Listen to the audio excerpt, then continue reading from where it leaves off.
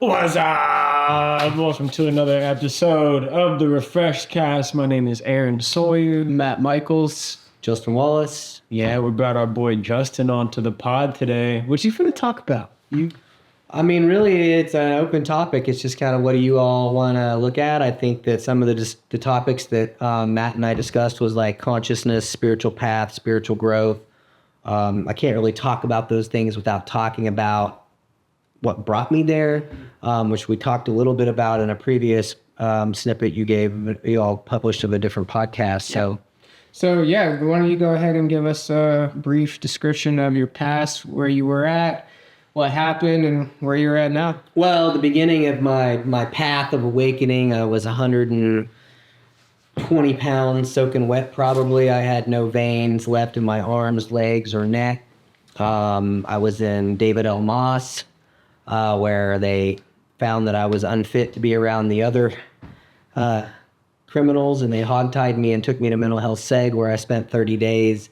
And during that time, there was a number of things that happened, and the main thing that happened was there was just moments of clarity that happened where I believe the divine came down and just shook me so hard that the lies and the confusions and the destruction of the life that I had been living was no longer deniable by me, and I just was like, oh shit, I created this mess, so therefore I have to dig myself out of it, that was 9 years ago, over 9 years ago. So I know you got sober 9 years ago. I got sober in July 25th of 2015. Congrats. 25th or 23rd. I can't. Now, like a big thing, because that transition is a major cornerstone of like what sparked a spiritual awakening. Mm-hmm. What I wanted to ask you about today was like, take me into some of those dimensions of your psyche that you explored, because we mentioned it briefly, but like, was it like an angel that came in and you're having a vision after tripping balls in hell for like 14 days, and then an angel comes through and you just like feel like, oh, this is like those moments of clarity I'm really curious about. I mean, I don't think it's that neatly packed. I mean, my experience is spiritual growth is messy, and it's not like a linear thing, and it's not a one size fits all, but I think that there's some common characteristics that people could probably expect to see through an awakening process, be it awakening from drug addiction, or awakening from childhood trauma, or awakening from trauma, or whatever the awakening is coming from. When you step your feet on the spiritual path, I believe like there's some benchmarks. And some of those benchmarks are just like obviously expanding of the heart, obviously awarenesses coming into view, awarenesses of self. Like I was just talking to one of my mentors the other day, and there was some stuff that came up, and I was like, my problem is once I become aware of something, like I'm almost bound to do something about it. Because once it's in my awareness that like, hey, you need to work on this part of your shadow or this particular behavior, like once I hear that. Yeah, especially when it comes up like in meditation or something like that. So I think just that's one of the benchmarks is just stuff coming into view, opening of heart, obviously shedding of self-destructive behaviors, be it eating junk food or, whatever that thing is that's holding you back, and kind of bounding you to the material world. So when you had that experience in isolation, in jail, what kind of developed from there? Like, what did it look like coming out of jail and starting this path? Oh, it was slow, man. It wasn't like, like I come out of this cocoon and like there's this butterfly or this like, thing. Like it was a slow, gradual process, and it took truckloads of work. Like, it took perseverance. It took self-discipline. It took tenacity to look in the deep, dark corners of my soul and say, is this a quality or a behavior that aligns with my morals, values, and beliefs? And did you do that work through AA or NA, or did you get into anything else to start doing that work? My beginning in my path was a 12-step program, for sure. But much like anything, man, I stayed within that little construct. It just didn't fit anymore. Yeah. Like I found that I had outgrown it. And not that there aren't belief structures and there are tenets that still make up a huge part of my life today. But I mean, and much like anything, like if something is just fitting always, like my truth is you're not growing. Like things are always fluid. Things are on the spiritual path, and with spiritual growth, things are always moving and shaking, and different things are coming into view, and different things are coming up. Like what works yesterday doesn't work today. Like I used to do the Hanuman Chalisa twice a day.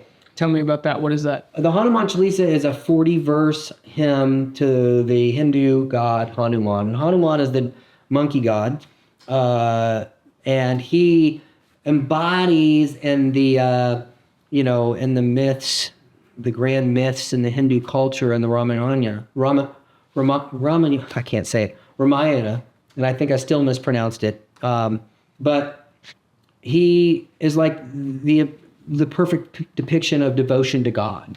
Like he did everything for Ram. He found Sita for Ram, who a beast had stolen her and hid her off, and he just embodies that. So he's like, when you say the Chalisa, you're bringing in all kinds of healing and protection. Like it's believed if you say the Chalisa, like you're calling in like that sacrifice. You're calling in like that reduction of suffering. Selfless service. How'd you come across that? Oh man, Good question. it's a funny story. So I left Christianity. I found Christianity early on in my recovery because it was a very easy thing to grab a hold of because it's what I'd always learned. And Me too. what happened is that didn't fit, and I didn't feel included. Something felt wrong, and I started looking into Eastern philosophies, and I started looking into Ram Dass. And one of the things that really sold me was Ram Dass was talking to his guru Maharaji, and he said, how do I meditate? He says, well, you meditate like Christ did. You lose yourself in love. And that just blew my mind. Like here you have this like 70-year-old Hindu guru who lives up in the mountains, and he's validating these Western philosophies of what we look at over here as the only, not everyone, but by and large, like it's the theme. Yeah. The only depiction of divine, story, you know? yeah. And I was just like, Dominant whoa, that level of inclusion and just acknowledgement of like great beings and saints and sages of all the times. And so I really just started diving into that. And I went out to Boulder, Colorado to see Dead and Company, and I'm out there on Pearl Street. And a friend of mine that's in recovery said, hey, I see you're in town. And I had met him a couple years before, and he's like, come over. I'm going to do some chanting and some meditation and maybe have some tea. And I'm like, oh, okay, cool. Right up my alley right now. So I went over there and I walk in, and the first thing I see on his mantle is a picture of Maharaj. And I had no idea that this guy followed that lineage or did any of those things. And so we sat down, and he says, okay, we'll meditate, and then I'm going to do the Chalisa. And I'm like, the Chalisa? He goes, yeah, here's a copy of the prayers. It's got it in Sanskrit and in English. And we did it, and I fumbled through it. And so when I got back to Tulsa from that trip, I picked up listening to Krishna Das.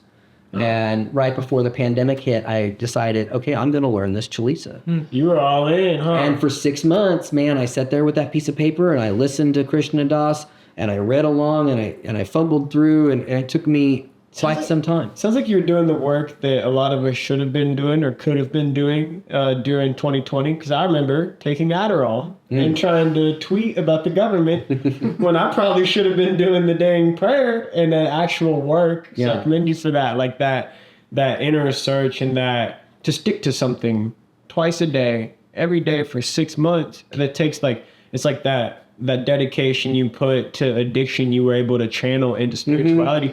I was going to ask, did you feel spiritually connected as a kid? Were you like a spiritual kid? And do you think you've been a monk in the past life? Oh, well, I don't know.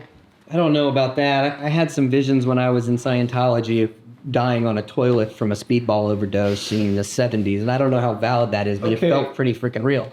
Okay. but- like a dream of being in Scientology. No, I was in Scientology. Okay, well, dude, but I spent 5 years in Scientology, and I trained at the highest organization in Clearwater, Florida. They call it the flagship. Start with that. There's some gravy there, man. You've done some dang studies, bro. Were you in Scientology where you're still using? No, so what happened is in 2004, I had caught these charges, and I knew that if I didn't go to a long-term rehab, they were going to send me to prison. Because I was already on a deferred sentence. I was on a suspended sentence, and then I caught a unlawful delivery of heroin charge, and I knew that it was going to be a bad deal. So I researched, we found a long-term rehab. I went there, I stayed and worked, and like being the good like master manipulator that I am, I realized that it was Scientology based, called Narcanon, and I realized that if I really wanted to grow in this organization, I needed to go learn how to be a Scientologist. And the organization actually paid me. They paid my wage to go down there and learn this stuff, and I stayed down there for 5 years. And you know, so that's when I had that vision. I was doing some Scientology processing called the Scientology Drug Rundown, and I saw this vision of myself dead on a toilet in 1975, which is 4 years before I was born. Whoa. So I don't know about being a monk in a past life, but I very much so think that I had some karmas to burn off of drug addiction, and thankfully I found my way out of that. I feel like I've resolved those karmas, but You see why we wanted Justin on the podcast? That's great But information. as far as like being spiritual as a child, no, I was a tormented child. I never felt like I fit in anywhere. Didn't feel like I fit in my skin or my own body. Didn't feel like I fit in socially, and I found drugs as a solution to making me feel like I fit in myself.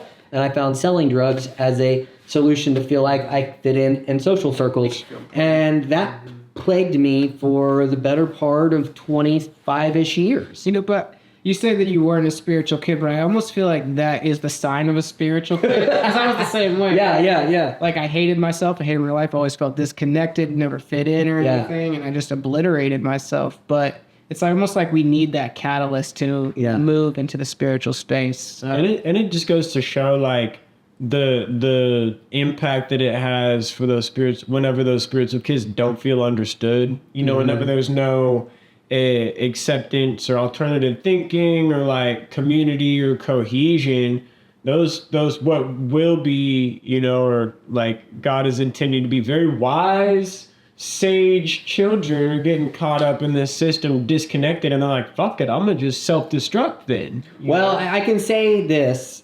The concept of God or the divine or spirituality was pushed completely out of my purview. Right. My first school was a Catholic school. I had horrible experiences there. I definitely wasn't treated with love and inclusivity. And I confused the church with God.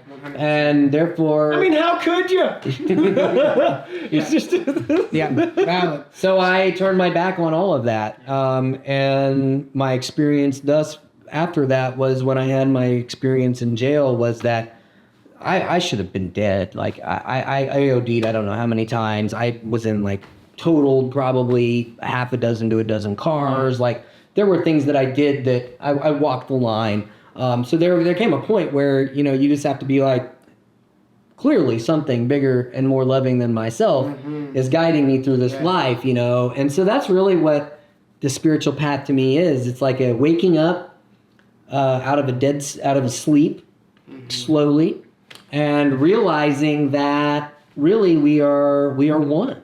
We are one with God. We are one with one another. We're all one.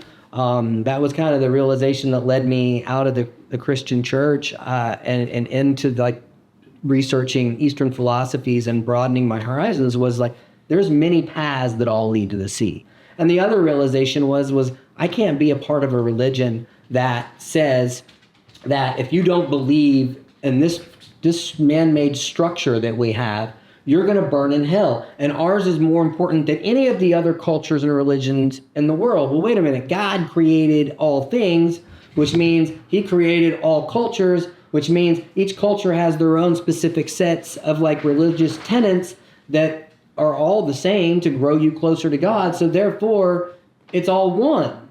So like, dude, Jesus and the monkey god are hanging out in the same rooms, trying to get you to the same. They're a different depiction of the exact same thing. If you were to take Hanuman next to Christ, you would say, well, wait, Christ was the epitome of the perfect devotion to God. But it's depicted in a way that's more humanized. They do in Eastern philosophies of Hinduism, everything's pretty like mystified, and like they're great myths and grand tales. Like, you know, you take like the Bhagavad Gita, or you take any of the writings that they study over there. They're all epic tales. Yeah, I love it. I love it. It's so like theatrical, outlandish, and like, and it's cool that like, I don't know, man. I just think about, you know, Yeshua and that monkey god. I think that would be the bro hug of a lifetime. Well, it's just it's different ways to communicate the same thing, Totally. and really it's tailored to the audience.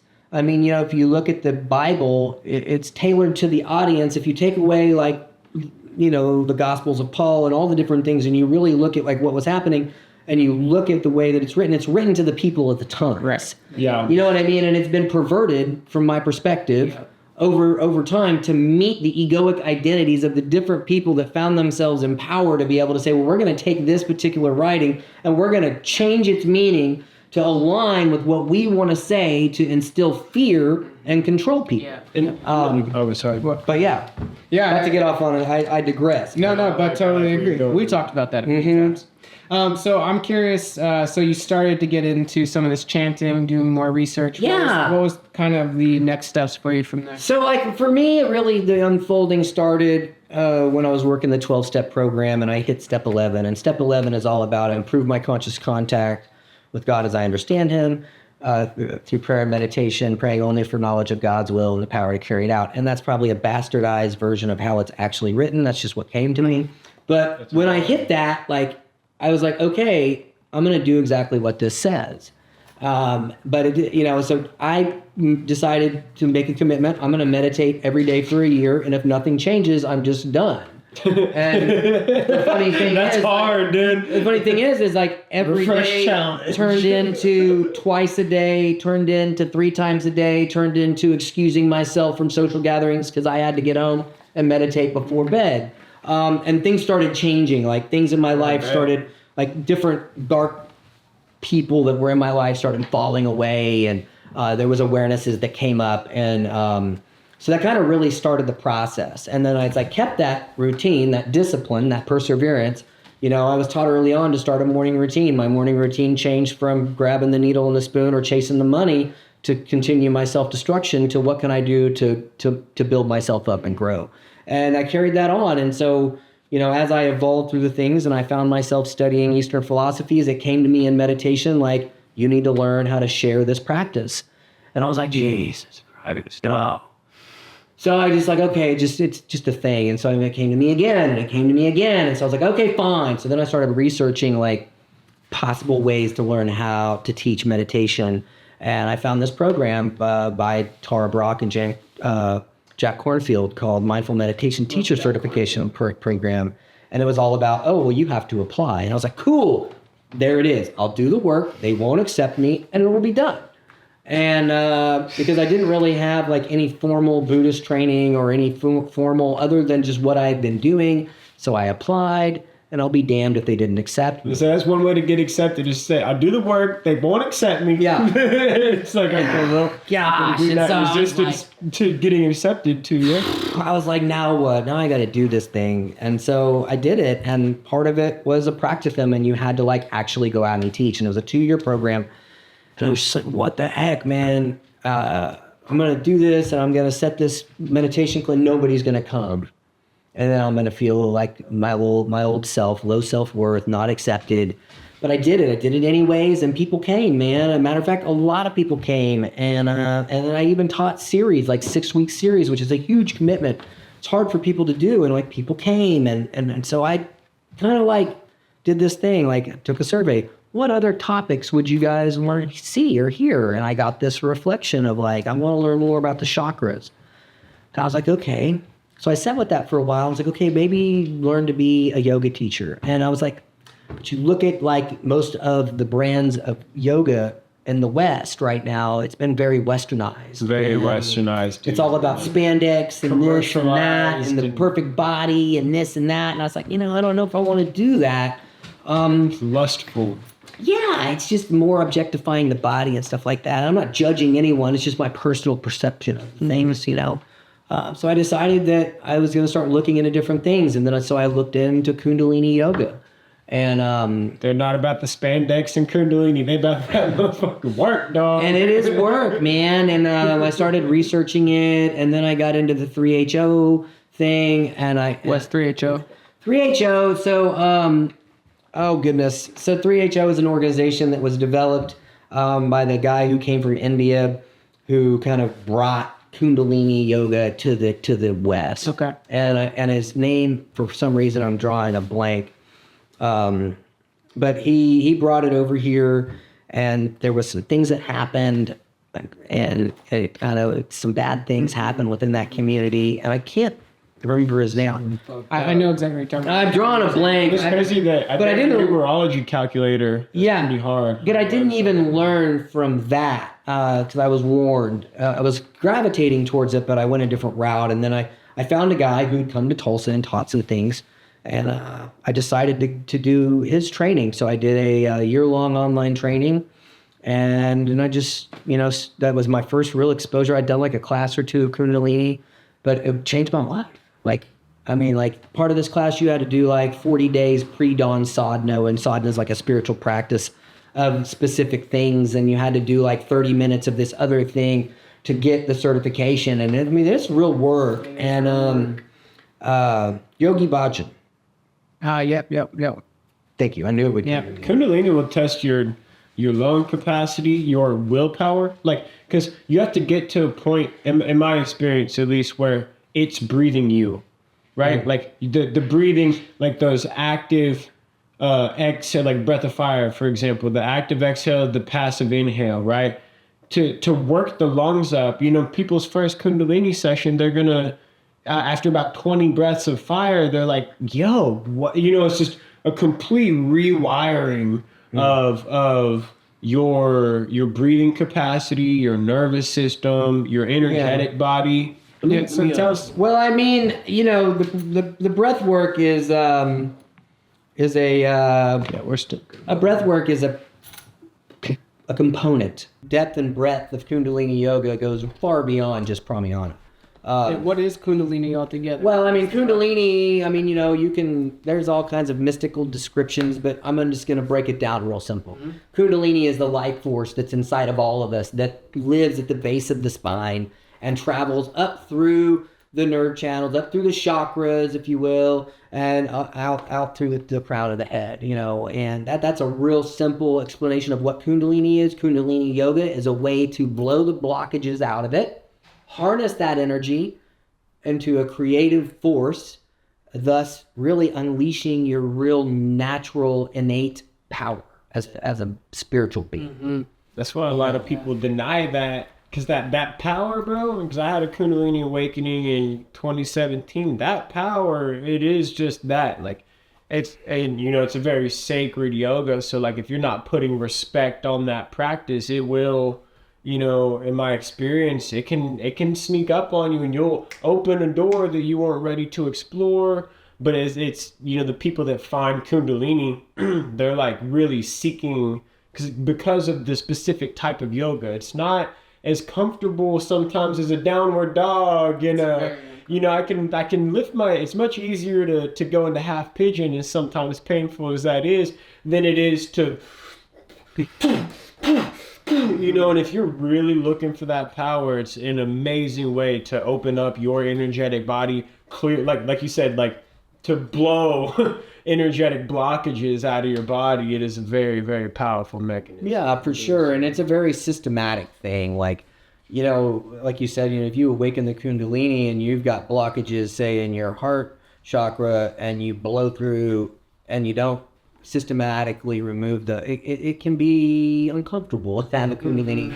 I personally don't have any recollection of actually having a full Kundalini awakening, but Well, I was on can't acid. say. I can't say. Yeah, so you know. So I don't. I was doing yoga on acid. So it was a chemical awakening. That's what's that fucked me up, man. So yeah, LSD awake. Yeah, and I've had one of those. I've had a full-blown out-of-body experience at a Steve Miller Band, you know, Doobie Brothers, Leonard Skinner show, but it's a systematic thing, you know what I mean? And like I say, it's not just about the breathing. I mean, it embodies all of Patanjali's 8 limbs of yoga into one practice. Like you're gonna hit everything. You're gonna hit breathing. You're gonna hit movement. You're gonna hit meditation. You're gonna hit you're going to hit mantra.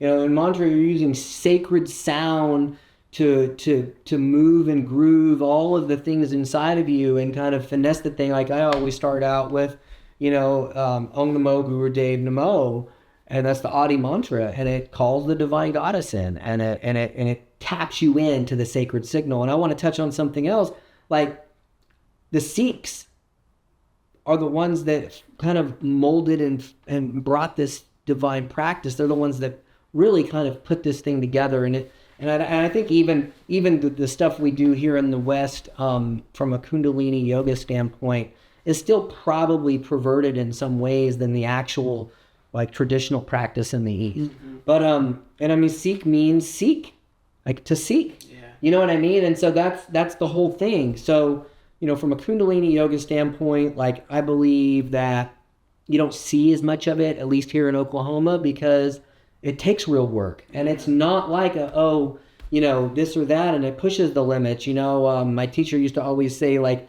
the ego likes comfort. It strives for that comfortability. The soul strives in the uncomfortable.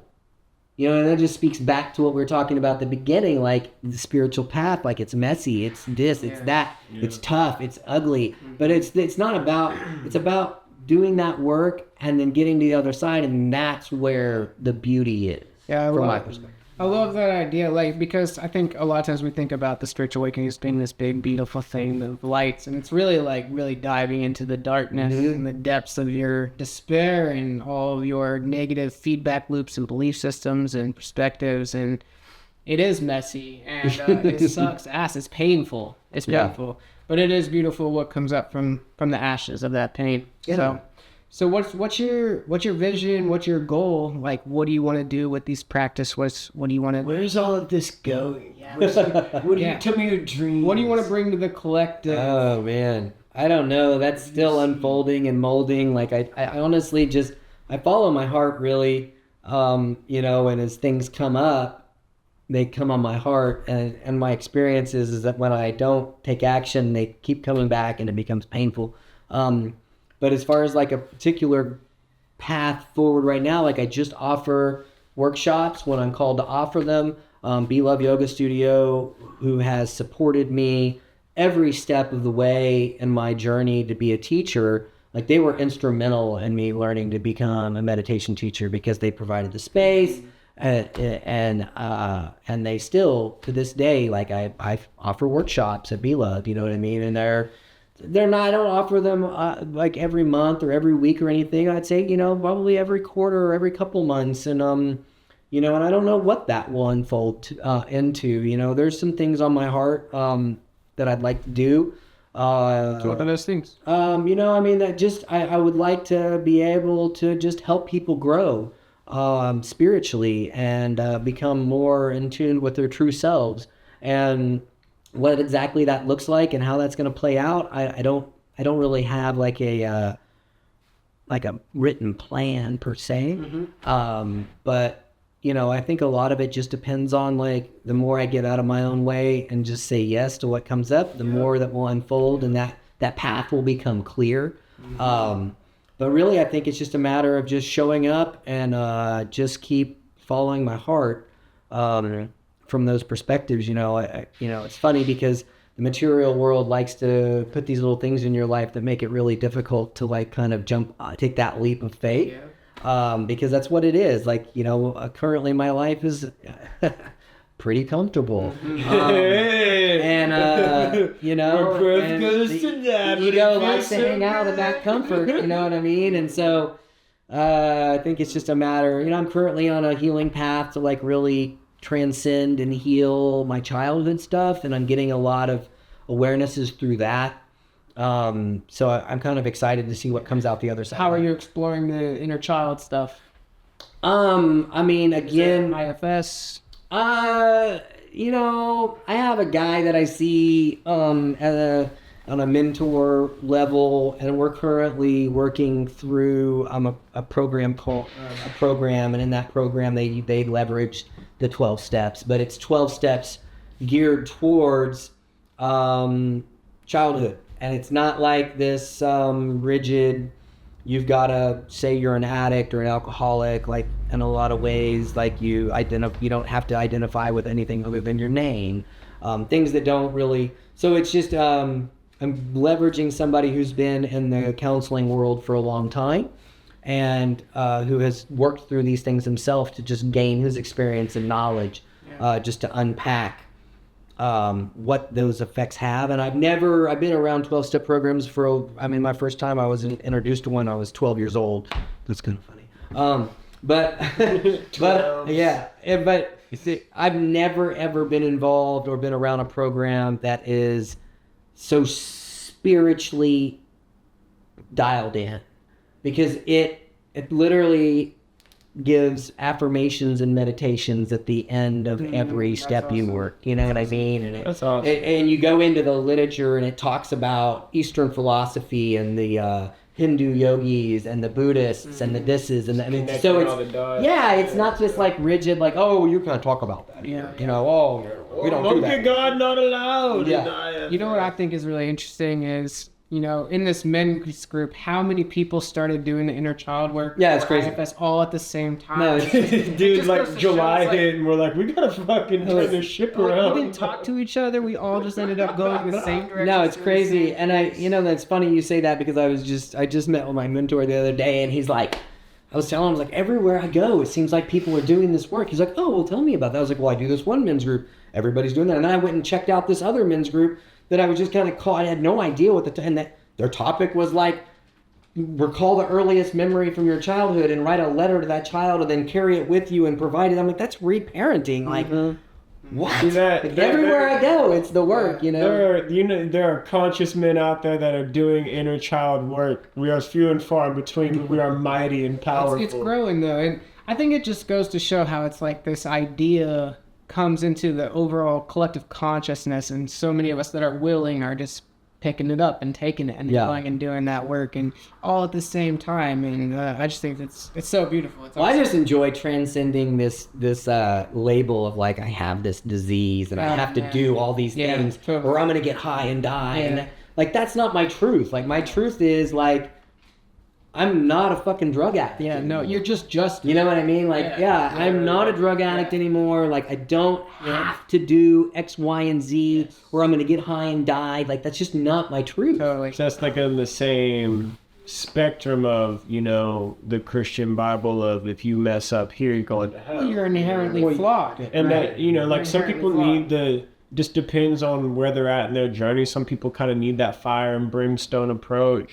for a little bit, but it is something that you have to ultimately, if you want to reach that level of unconditional love and acceptance for yourself, and the loosening of your identity structures, just who you told yourself you are, like Ram Dass says, becoming nobody. Like, that's a very, that means you have to drop everything, and that takes, you know, it could take lifetimes of karma. I will say, one of the things that stood out, you know, when I first met Justin, I was at a sweat lodge, and he was picking the rocks up and putting them into the fire, and this was like 2 years ago, and this was my first ever sweat, and that looked fucking really daunting to me. And, you know, he got a full, like, Vishnu tattoo on his back, and he's just, like, covered in Hindu ink, picking up the rocks. I looked at you like the monkey god, bro. I was like, I'm like, who the fuck? Like, well, I mean, I was serving, you know. Yeah, and that's not, you know, like, and it is cool because, you know, that was about 2-ish years ago,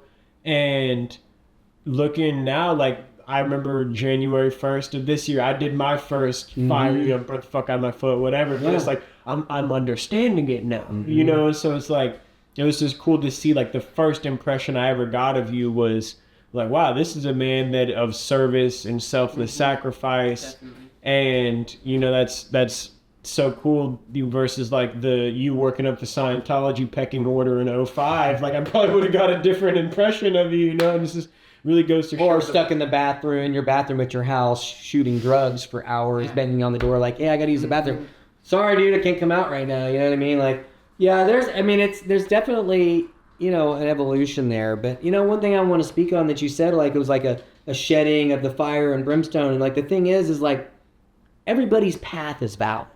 You know what I mean? Whether you're a Christian or a Jew or this or an atheist, whatever, like, if that brings you joy and happiness, then great. You know what I mean? But, like, it's all about, like, what's true for you and what's going to move you forward. And do it well. Like, if you're a Christian, do a good job of being a Christian and, like, do those prayers and meditations. If you're in the Jewish sect, like, be a good rabbi. Like, I feel like we're, as society, you know, we kind of lost our myth, right? Like, Paul Chek talks about us being on the brink of a new myth. It's like, whatever route you're taking, follow the depths of it and really, we're missing a sense of religiousness.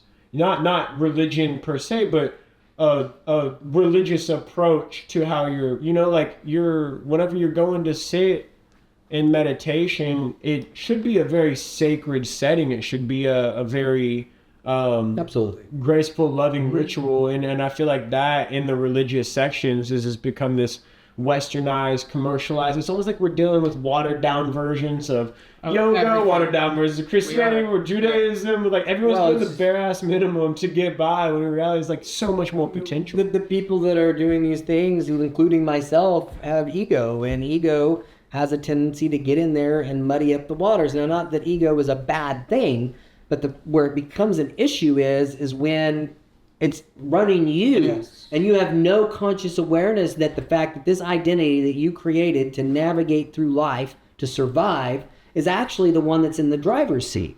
And so what I see happen is that the ego gets in there and jumbles things up and creates havoc. You know what I mean? But I mean, that's the trip. That's the spiritual path. How do I unfuck myself, so to speak, and untangle myself from these identities that I've created to where I can leverage them in a way in which they're actually useful and they don't cause harm, you know? Yeah, and I want to touch on, you know, talking about recovery and AA and 12-step programs. And, you know, I think that it's really important as addicts to start there. I think that it's greatly valuable. It really served me to go in and do the 12 steps and be a part of that program. But I, much like you, at some point, it's like, well, why am I still claiming to be an addict if I am sober? And why am I staying in that vibration when I am changing and adapting? I no longer struggle with these things, and it's time to up, because you're going from this junkie identity, then you're like a recovering addict. Well, eventually it's time to take a step up from there too, right? And that was my truth. Like one thing is I believe words have power, and so if you affirm this thing, then that's what you're feeding. Yeah. But the other thing is like one of the realization for me was like I spent 25 years destroying myself with drugs, and then I spent 9 years owning that I'm an addict in recovery, and I'm still feeding the same beast. Yeah. Like, you know what I mean? I was like, at what point is it enough? Like, this thing has ruled 34 years of my life. You know what I mean? Or more, like however, whatever it is, and it's like, at what point does it say, you know what? Like, this isn't me anymore. You know what I mean? When is this, when am I, you make this conscious choice, like, I'm not gonna feed this beast. And don't get me wrong, like I'm forever grateful for the 12-step programs that I attended. I don't believe that I would be where I'm at today without them. Same. There's no doubt in my mind that I'd be dead or stuck in somebody's bathroom with a needle in my arm.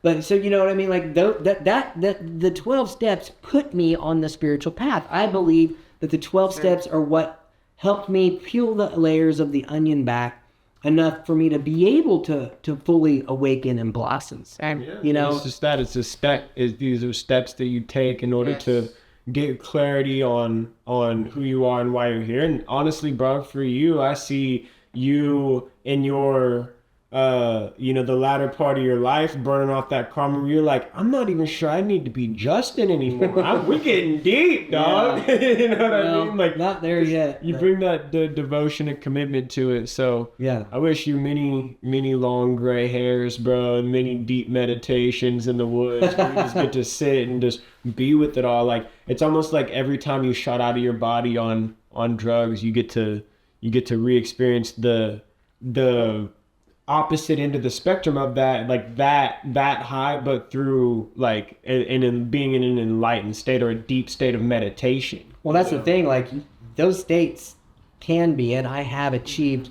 I can't say that I've put this label and I've had a Kundalini awakening, but I have achieved things in meditation that I've never ever experienced before in my life. Like when I was doing I say that I experienced similar things from a chemical release standpoint or from a drug release standpoint, but I've had spiritual practices produce far greater effects and ones that I didn't have to necessarily come down from. Yeah, zero crash, zero come down. Well, yeah. Zero side effects. One thing comes to mind, like I had to do this 10-day silent retreat, and it was the beginning of like COVID, and so everything shut down. I was gonna go to Spirit Rock out in Northern California, Jack Kornfield, the place he helped start, and everything went online, and I had to do this thing as a prerequisite for my meditation teacher certification. And so I found a cabin out on the lake, Lake 10 Killer, and you had to be able to tune in. So I took my laptop, did all the things. I took bare minimum. You have to keep your phone off, this and that.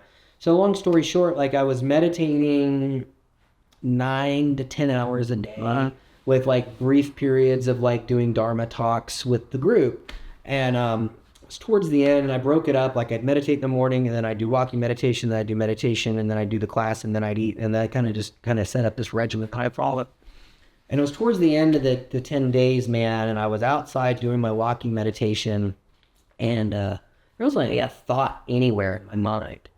And not only that, like I was walking and I heard this whoosh, whoosh, like it felt like and sounded like it was right here and like right next to my head. And I look up, and way up in the sky, there's a flock of birds. This was in October when I did it, so all the birds are heading south, and they're in a V formation, and they're flying above me. And I'm like, I'm so in the now that I can hear something that's like 100 feet above me, like it's right. You tapped into those seismic vibrations, because like that really is, such a, like being tapped into the point where you feel that vibration is, it's funny because it's always accessible. Theoretically, you have access to that 100% of the time, but we fill ourselves up with noise and stimulation, so we don't need to. Mm-hmm. I mean, it's just, we're not taught to empty the container. We're taught consume.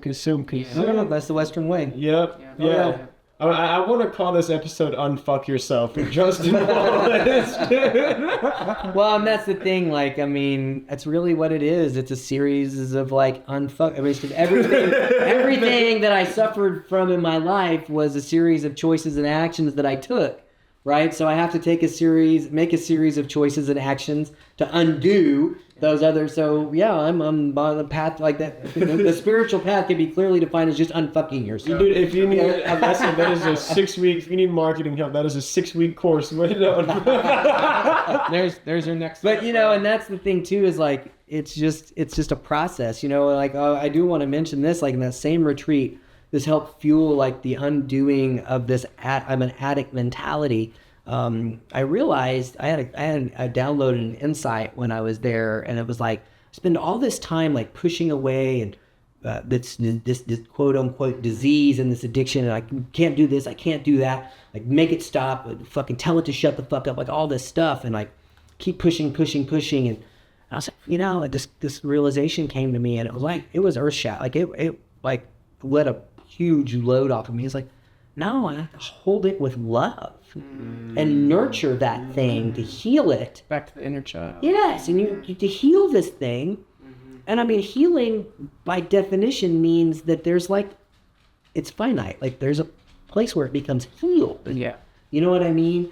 And I know, and some of these concepts, like for somebody who's early in recovery, No, like go, own the fact that you're an addict. Don't fucking get that denial. shit. Yeah. Get your shit in control. Yeah, own that. And the concepts that we're unpacking here are not somebody who like is just out of detox or is in the middle of like kicking heroin. Like there's a lot of work that takes place in between like starting the journey and realizing that these identities no longer serve. Yeah. But if you went that hard in drugs, then you have the potential to go that hard in meditation. You'll see some. I mean that that's just what it goes to show the power, the transformative power of those various yogic practices, studies, philosophies, and Well, you just- definitely want to inspire people to whatever capacity they can do the work. Do your work. Well, I mean, that's the thing. You take that energy that you were using for self-destruction and you use it for self-construction. Yes. And you reconstruct yourself. And the thing is if you look at it, like the amount of energy that a drug addict puts into